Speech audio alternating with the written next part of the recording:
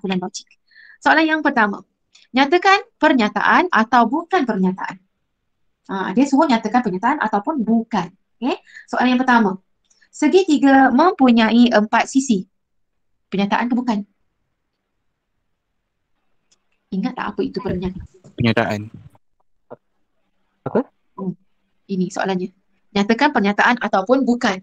Bukan. Segitiga. Segitiga mempunyai 4 sisi. Bukan. Apa Bukan dia pernyataan. syarat untuk pernyataan? Ya, betul. Pernyataan ini, okey. Kalau diberi satu ayat, yang mana ayat itu kita katakan dia adalah pernyataan jika ayat itu boleh kita tentukan benar ataupun palsu. Dia kalau ayat itu kita boleh sebut, oh salah ni ayat ni. Ayat ni betul. Kalau kita boleh sebut macam tu, bermaksud dia adalah pernyataan. Tengok ayat yang pertama. Segitiga mempunyai 4 sisi. Betul ke salah? Salah. Segitiga mempunyai berapa sisi? 3. 3 sisi. Bila dia kata segitiga mempunyai 4 sisi, kita kata, salah ni, palsu. Bila kita boleh kata dia salah, bermaksud itu adalah pernyataan. Kalau ayat itu misalnya segitiga mempunyai 3 sisi. Betul kan? 3 sisi, betul. Pun pernyataan. Sebab pernyataan boleh ditentukan benar ataupun palsu. Jadi yang ini, kalau yang ini bermaksud, awak boleh juga tulis dia sebagai segitiga mempunyai 4 sisi ini ialah pernyataan palsu. Pernyataan palsu. Okey, nombor 2. 7 tambah X sama dengan 10. Salah ke betul ayat ni? Betul. 7 tambah X sama dengan 10. Betul. Betul tak? Betul? Betul lah. 7 tambah berapa? Dia tak cakap apa-apa pun kat sini. Macam mana nak tahu batas salah ke betul? Kalau misalnya 7 tambah 2 sama dengan 10. Salah kita katakan. Ataupun 7 tambah 3 sama dengan 10. Kita kata betul. Ini letak X. Dan X itu kita tak tahu pun berapa nilai dia. Jadi ayat yang macam ni, bila kita tak boleh nyatakan dia salah ataupun dia betul, kita tak boleh sebut dia salah ataupun betul. Bermaksud ini bukan pernyataan. Oh, okey. Dia bukan pernyataan. Sebab kita tak boleh tulis dia salah ke betul. Kecuali dia beri macam ni. 7 tambah 3 sama dengan 10. Ini baru dikatakan pernyataan. Sebab pernyataan ini ialah benar. Ini ialah pernyataan benar. Kalau misalnya diberi macam ni. Satu lagi. 2 darab 5 sama dengan 7. 2 darab 5 sama dengan 7. Benar ke palsu? Palsu. 2 darab 5, 10. 2 darab 5, 7. Bila dia kata palsu, bermaksud ini adalah? Bukan. Pernyataan ke bukan? Bukan. Pernyataan. Bukan lah. Pernyataan baik. Oh, yeah. Pernyataan ada 2. Pernyataan benar, pernyataan palsu. Ini 7 tambah 3 sama dengan 10. Betul, kita kata dia pernyataan benar. 2 darab 5 sama dengan 7. Ini adalah pernyataan Palsu. pernyataan palsu. Dia adalah merupakan pernyataan. Tetapi pernyataan palsu. Ini pernyataan, tetap pernyataan. Ini pun pernyataan juga. Cuma ini pernyataan benar. Ini pernyataan palsu. Ini pernyataan palsu. Tapi dia pernyataan. 7 tambah X sama dengan 10. Ini kita tak tahu ini betul ke salah. Benar ke palsu. Jadi ini dipanggil bukan pernyataan. Jelas? Contohnya lagi kalau misalnya cikgu bagi ayat macam ni. 2 tambah 3 sama dengan. Adakah ini pernyataan? Bukan. Bukan. Yang lain? 2 tambah 3 sama dengan 7. Bukan. Palsu. Sebab apa bukan? Sebab tak ada nombor persamaan. Sebab kita tak tahu dia salah ke betul. Kalau pernyataan, kita boleh sebut dia pernyataan benar, pernyataan palsu. Kan cikgu cakap tadi kan? Ini 2 tambah 3 sama dengan. Tak tahu salah ke betul. Dia tak tulis apa-apa pun ujung ni. Jadi kalau dalam kes macam ni, kita kata ini bukan pernyataan. Ini bukan pernyataan. Sebab kita tak tahu nak beritahu dia ni salah ke, betul ke. Kalau betul, kita boleh kata pernyataan benar. Kalau salah, kita boleh kata pernyataan palsu. Ini tak tahu apa-apa. Bila tak tahu, kita tak bolehlah sebut dia pernyataan benar ke pernyataan palsu. Jadi kita kata ini bukan pernyataan. Okey. Selesailah pasal pernyataan benar palsu ni. Pernyataan, bukan pernyataan.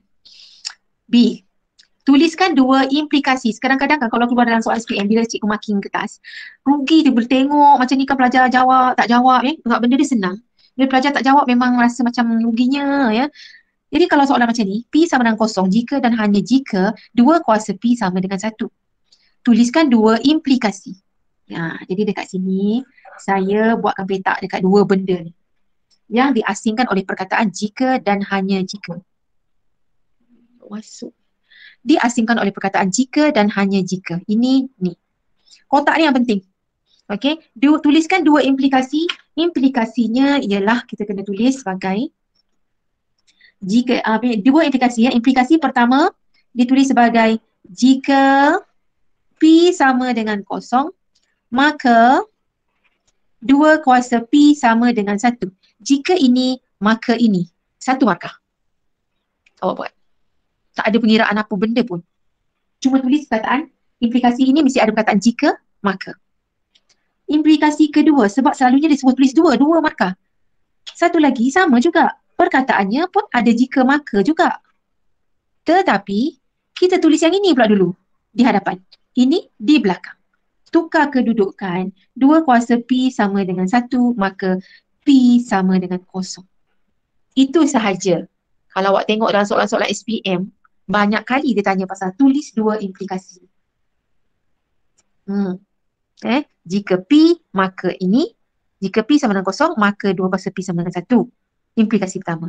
Implikasi yang kedua, jika 2 kuasa P sama dengan 1, maka P sama dengan kosong. Susah ke? Senang. Senang kan? Ada masanya dia beri terbalik. Dia suruh tulis yang atas ni. Dia beri macam ni, dia beri 2 ayat ni. Dia beri ini, dia beri ini. Jika ni, maka ini. Jika ini, maka yang ini. Dia beri 2 ayat ni. Tuliskan. Dia suruh tulis macam ni. Okey. Bila beri 2 ayat ni, kita kata P sama dengan kosong jika dan hanya jika. Perkataan dia pula jika dan hanya jika. 2 kuasa P sama dengan 1. Tulis sekali je lah. Tapi selalunya kalau bila dia suruh tulis 2 implikasi, daripada sini ke bawah sini, mesti ada perkataan jika, maka, jika, maka. Kebetulan ini pertama, ini kedua. Kat sini terbalikkan je. Okey, dah. Soalan C. Jika P sama dengan 20, maka 5P sama dengan 100. Sebab implikasi, tuliskan implikasi kan mesti ada perkataan jika maka. Ini implikasi lah. Jika P sama dengan 20, maka 5P sama dengan 100. Sekarang ni ada 3 benda ni dia suruh tuliskan. Tuliskan apakah dia akasnya. Akasnya apa? Semua kat sini menggunakan perkataan jika, maka. Jika, maka. Nanti soalan yang keluar, salah satu daripada dia. Biasanya tak keluar 3 sekali. Dia keluar salah satunya. Tuliskan akasnya. Ataupun tuliskan kontrapositifnya. Jadi kalau akasnya dekat sini, akas dekat sini terbalik. Yang ni. Ni tulis dulu, diikuti ni. Kat belakang. Macam ni. Sekejap Jika kita tulis sini. 5P sama dengan 100, maka P sama dengan 20. Itu akas. Ni tulis dulu, ini tulis belakang. Itu akas. Songsangannya. Songsangannya, kalau diberi ini, songsangannya ialah jika P tak sama dengan 20, maka 5P tak sama dengan 100. Bendanya sama dengan ini, tapi songsangan dia. Tak sama, tak sama. Itu dipanggil songsangan. Kontrapositif. Kontrapositif pula ialah macam songsangan, tapi tukar kedudukan. Ini pergi sini, ini pergi sini. 5P tak sama dengan 100, maka P tak sama dengan 20. Itulah dia. Okey, ada senyap je ni. Cikgu nak tanya cikgu. Ya. Kalau dia tak guna simbol sama dengan, dia tukar dengan simbol lebih kecil atau lebih besar tu macam mana? Kita terbalik je. Kalau misalnya dekat sini P lebih besar daripada 20 kan? Dekat sini P lebih kecil dari 20. Tukar tanda dia. Kadang-kadang dia guna perkataan tidak, bukan. Kalau kat sini bukan. P ialah nombor genap. Dekat sini kata P bukan nombor genap. Macam tu. Untuk kita macam songsangkan dia daripada ayat itu P nombor genap menjadi P bukan. Perkataan bukan ataupun tidak. Ataupun sini lebih besar, sini jadi lebih kecil. Macam itulah. Tanda untuk kita buatkan dia punya songsangan ini. Kat sini jelas kalau sama dengan, sini jadi tak sama dengan. Okey. Kalau lebih besar, dekat bawah ni jadi lebih kecil. Macam tu. Okey, ada soalan lagi? Tak tahu. Okey, kita pergi kepada hujah. Ini soalan ni tak tahu Nadir. Penaklukan logik ini memang ada. Markahnya biasanya dulu, markahnya ialah dalam 5 markah.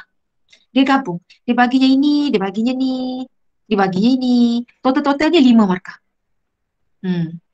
Jadi kita kutip 5 markah tu. Jangan hilangkan, jangan buang macam tu je, rugi. Okey, tengok dekat sini, hujah dekat sini. Mula-mula cikgu nak terangkan yang nombor 3 ni. Ini diberi premis 1, premis 2, kesimpulan. Samalah kat sini. Semua premis 1, premis 2, kesimpulan. Mula-mula cikgu nak tengok yang ini. Menggunakan perkataan semua. Semua dekat sini. Bila menggunakan perkataan semua, premis 2 dengan kesimpulan, dia mesti bermula dengan perkataan yang sama.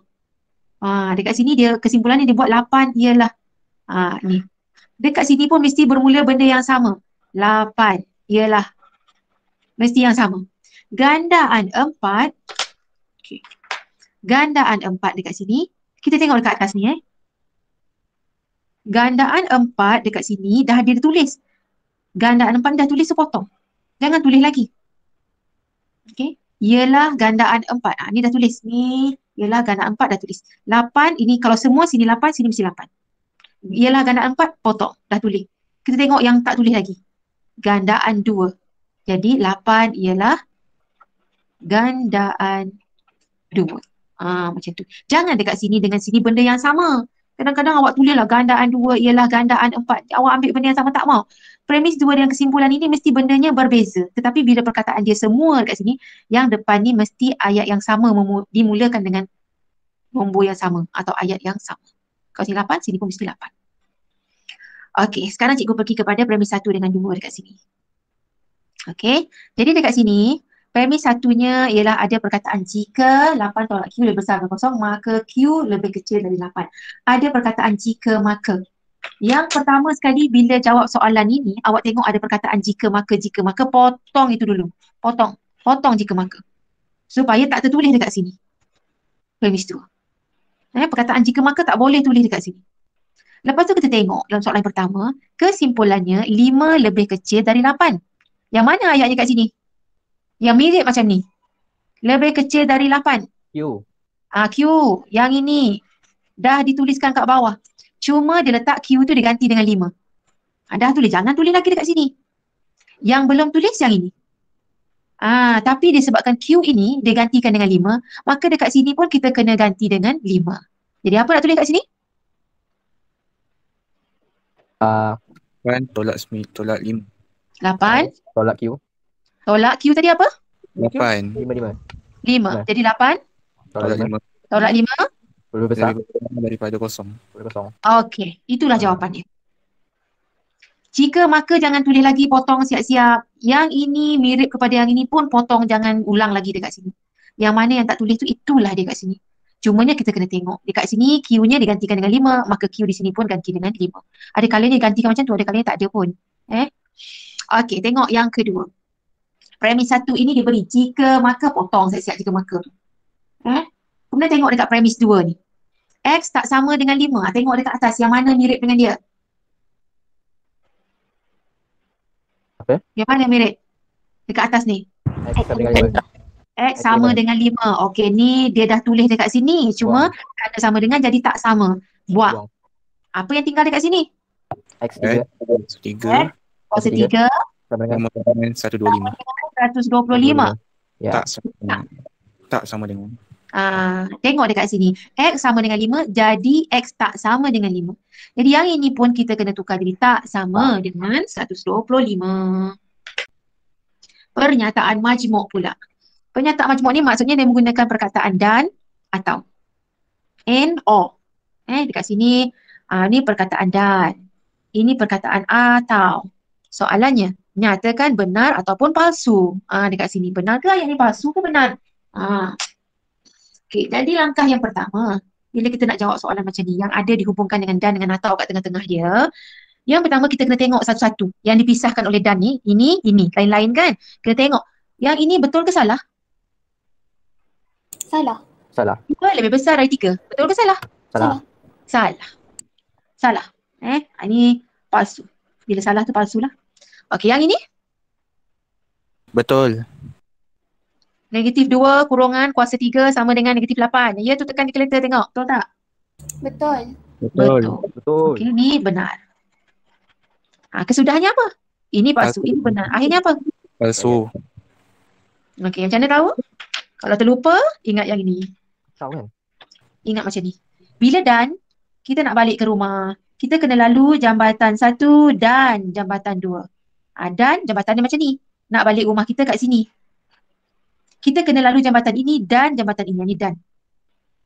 Salah satu jambatan ni runtuh. Ni palsu ni maksudnya runtuh lah. Rosak.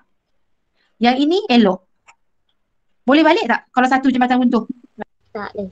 Tak boleh. Boleh balik. Tak boleh balik bermaksud palsu. Jawapan akhir dia palsu. Okey.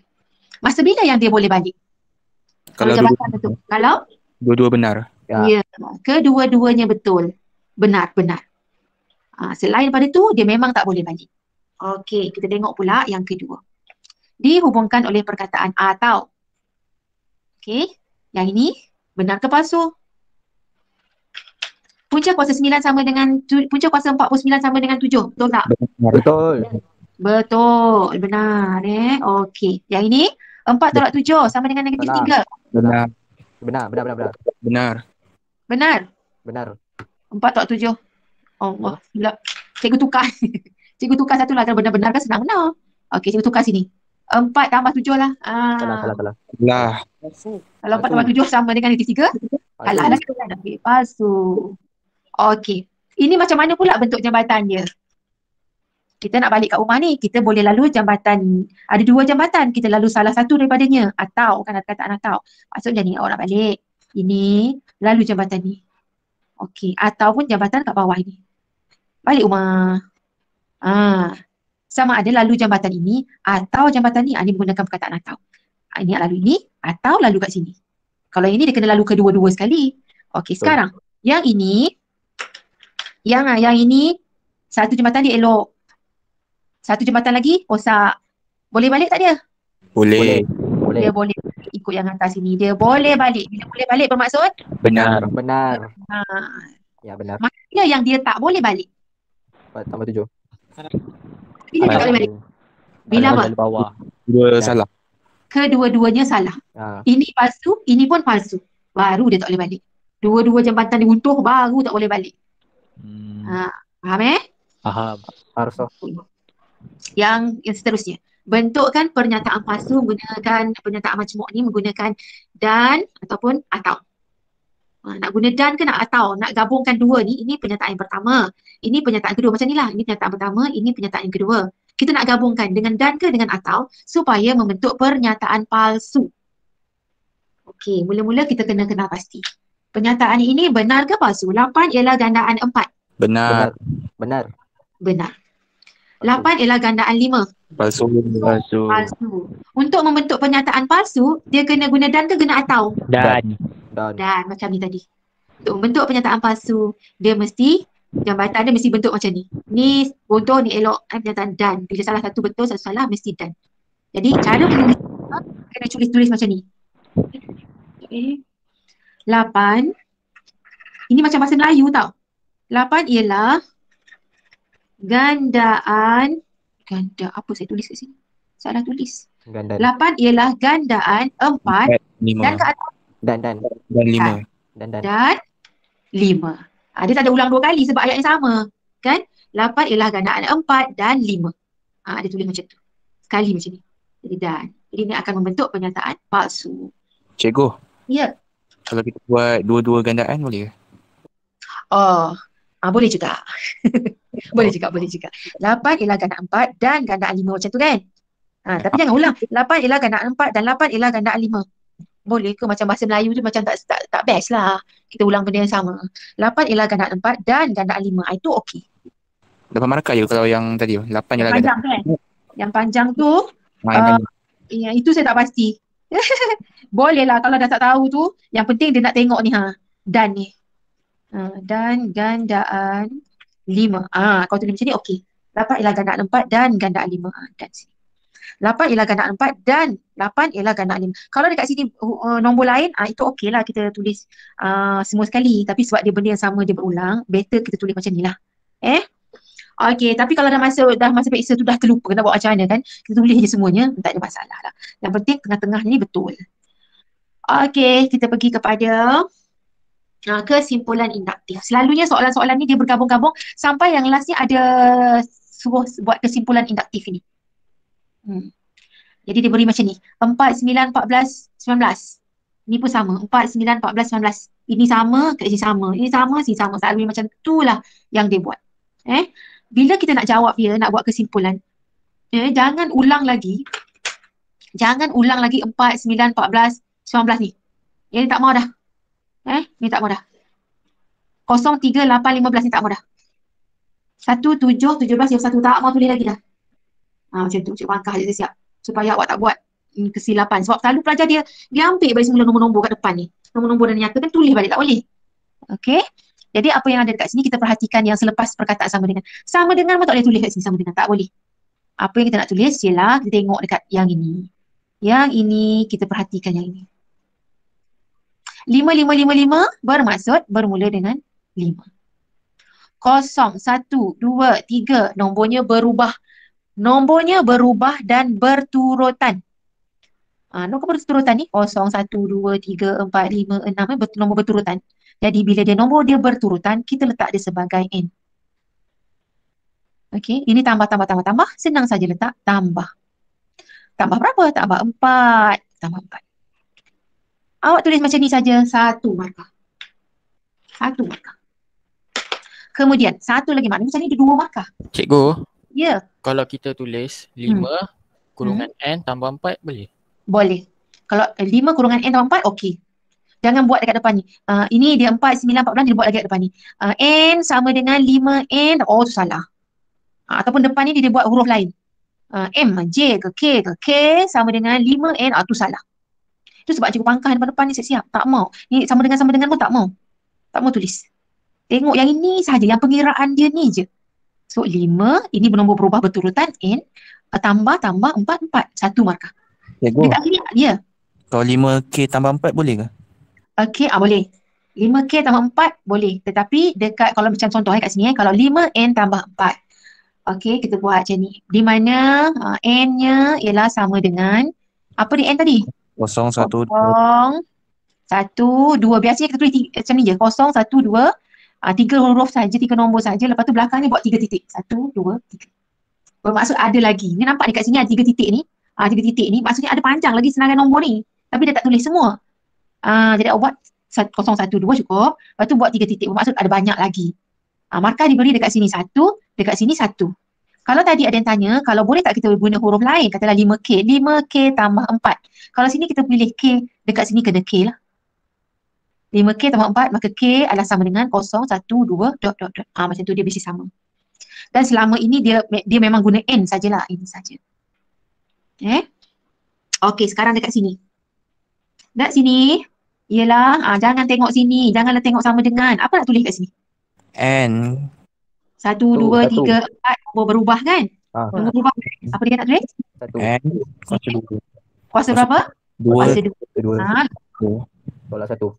Tolak 1. Okey. Apa di N-nya? N sama dengan? 0. Cukup N-nya. 1, 2, 3, titik. N dekat sini bergantung kepada soalan. Kalau soalan yang dekat sini, N-nya dia bermula dengan kosong. Kita nampak ni mula dengan kosong. Kita buat 0, 1, 2. Kalau kat sini N-nya bermula dengan 1. 1, 2, 3. 1, 2, 3. ... 3 titik kat belakang. 2 markah, 1 markah, 2 markah. Okey. Soalan yang ketiga. Lagi ni. 1, 7, 17, 31. Jangan tulis lagi nombor ni. Tak mau. Sama dengan pun tak mau. Okey, tengok dekat sini. Dia punya pengiraan dekat sini. Ini pun sama. Tengok yang ini je. Kat sini. N. Apa ni? N. 2, 2, 2, 2. Apa? N. 2. Yang sama. Kan sama ni? Ni kan sama. 2 semua. Bila sama semua 2, kita letak 2. Okey, kita letak 2. Faham? Okey. Ini darab. Ha. Darab. Darab. 1, 4, 9, 16. 1, 4. Apa? N. Apa N. pesanan saya tadi dengan N? Dia bertukar. Berubah-berubah. Nombor dia berubah. Lepas tu mesti Berturutan. Betul. berturutan. Tengok kat sini N-nya. 0, 1, 2 berturutan. Berturutan. Ini N-nya 1, 2, 3, 4, 5 berturutan. Dekat sini N-nya memang N. Tapi ini nombornya kata 1, 4, 9, 16 berturutan tak? Tak. 1, 4, 9, 16. Nombor berturutan ni. Kalau berturutan nombornya 1, 2, 3, 4, 5, 6. Macam tu. Betul. Ini tak berturutan. Kita kena jadikan dia berturutan. Untuk jadikan dia berturutan macam mana? Kali. 1, 3. Kali. mesti 1, 2, 3, 4. Jadi 2. Kuasa 2. Kuasa 2. Macam ini. Macam ni. Oh, Satu kuasa 2, 1. 2 kuasa 2, 4. 3 kuasa 2, 9. 4 kuasa 2, 16. Jadi nombor dekat sini ialah sebenarnya boleh jadikan berturutan. Tetapi sini ialah 1 ni 1 kuasa 2. 4 ni 2 kuasa 2. Ini 9, 3 kuasa 2. 16, 4 kuasa 2. Dia akan jadi berturutan. 1, 2, 3, 4. Berturutan tu kita boleh buat N. Tapi N apa? Kuasa 2. Ya, 2 darab N kuasa 2. Lepas tu? Kurung. Tolak 1. Tolak 1. Atau kalau macam ni, kalau ini darab ni tak mau tulis darab lah, kita nak buat macam mana? 2, Kurungan. tak payah buat kurungan pun. 2 N kuasa 2. tolak Tolak 1. 1. Macam tu je. Tak payah buat tanda darab ni. Keliru lah, ada X lah, darab lah. Buat macam ni. 2 N kuasa 2 tolak 1. Apa N-nya? N. 1, 2, 3. Okey, N-nya ialah 1, 2, 3, 4 ni. 1, 2, 3, dot, dot, dot. Satu markah kat sini, satu markah sini. Okey, yang ini tanda darab ni buat macam ni je. Tak payah buat darab tu. Buat kurungan pun tak perlu yang ini. 2 N kuasa 2 tolak 1. Nak buat kurungan awak masa tu, awak buat kurungan tak ada masalah, boleh. Betul juga.